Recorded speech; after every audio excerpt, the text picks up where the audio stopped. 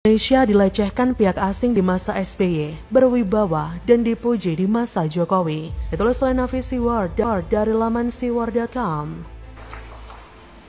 Dan juga perlu saya sampaikan, Indonesia adalah negara pertama, negara berkembang pertama yang menjadi presidensi G20.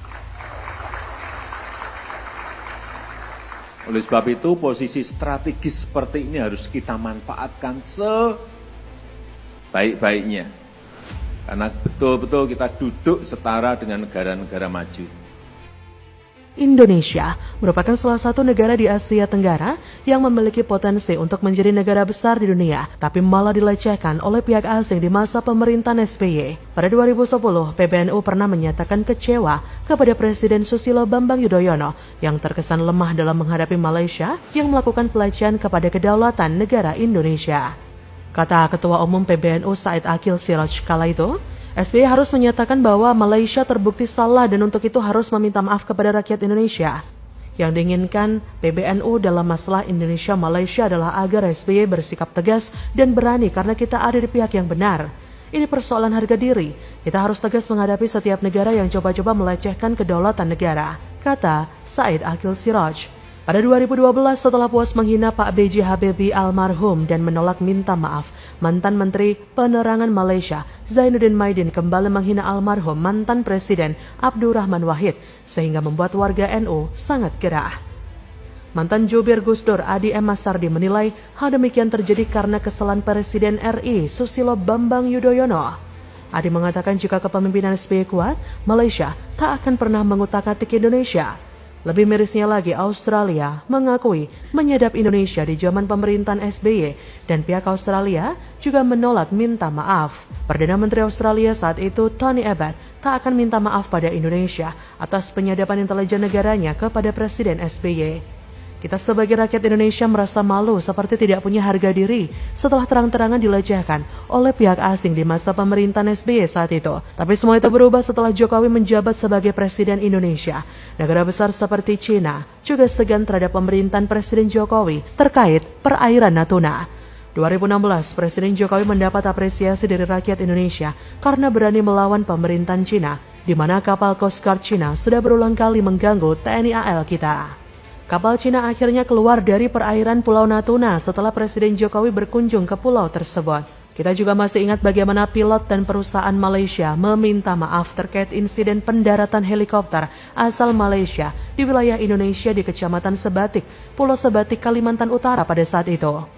Pemerintah Malaysia juga sudah meminta maaf mengenai insiden kesalahan cetak bendera Indonesia yang terbalik dalam buku panduan SEA Games 2017 silam. Di masa pemerintahan Jokowi kita tidak akan lagi minta maaf ke Malaysia atau Singapura seperti masa SBY terkait kasus kebakaran hutan.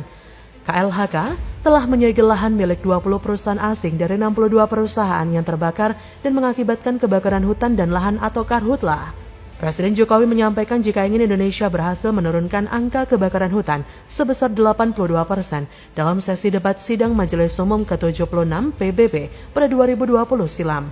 Bahkan dalam pertemuan bilateral dengan Presiden Prancis Emmanuel Macron di Hotel Splendid Royal Roma, Italia, di saat acara KTT G20, Presiden mengatakan tingkat kebakaran hutan di Indonesia kini berada pada titik paling bawah dalam 20 tahun terakhir saat kebakaran di negara lain justru meningkat. Kemudian juga kasus Uni Eropa gerah dengan kebijakan larangan ekspor biji nikel tertanggal 1 Januari 2020 oleh pemerintah Indonesia di bawah kepemimpinan Presiden Jokowi. Apakah Jokowi yang dikatakan kurus krempeng, pelangap longo, takut terhadap gugatan Uni Eropa tersebut? Tentu saja tidak, Ferguson. Presiden Jokowi bahkan siap menghadapi gugatan pihak Uni Eropa terkait masalah produk tambang milik kita sendiri, yaitu nikel yang sangat dibutuhkan oleh mereka. Aneh tapi nyata, nikel milik kita sendiri ya terserah kita mau diapakan. Kenapa Uni Eropa mau ngatur hasil tambang kita? Kata Presiden Jokowi, kita hadapi, ngapain takut? Barang-barang kita, nikel-nikel kita, mau kita ekspor, mau enggak, kan suka-suka kita. Jadi ingat ya, jika pemerintahan Indonesia di bawah kepemimpinan Presiden Jokowi dipuji sebagai one of the best in the world oleh universitas ternama di Amerika Serikat, Johns Hopkins University, karena dinilai sebagai salah satu negara yang berhasil dalam menangani pandemi COVID, karena mampu menurunkan kasus COVID hingga 58% hanya dalam kurun waktu 2 minggu saja. posisi kita semakin dihargai, posisi kita semakin dihormati, posisi kita semakin dipandang oleh negara lain, tapi sering di negara sendiri dikerdilkan. Saya tahu rakyat Indonesia kesal dan marah terhadap apa yang dilakukan oleh pihak-pihak Australia kepada Indonesia, kepada negara kita. Namun demikian, dalam hubungan antar bangsa, di dalam menghadapi situasi tertentu, tentu tidak boleh kita terlalu emosional. Kita jadikan barang di sini hak kita dong. Ya kita hadapi, kalau ada yang menggugat, kita hadapi. Jangan digugat, kita mundur lagi. Nggak akan kesempatan itu datang lagi, peluang itu datang lagi, nggak akan.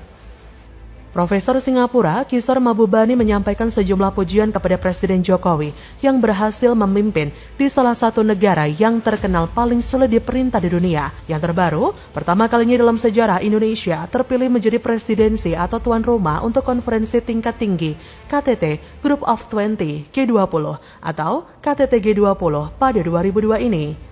Bagaimana bangganya kita sebagai bangsa Indonesia karena Indonesia bisa menjadi presidensi dari 19 negara maju dan Uni Eropa, serta perwakilan dari International Monetary Fund, World Bank, dan mewakili sekitar 65% penduduk dunia, 79% perdagangan global, dan 85% perekonomian dunia.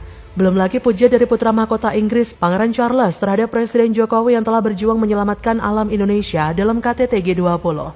Jujur kita pasti merasa sangat bangga karena Presiden Jokowi membuat nama bangsa Indonesia lebih berwibawa, tidak dilecehkan apalagi disadap oleh negara tetangga seperti yang pernah terjadi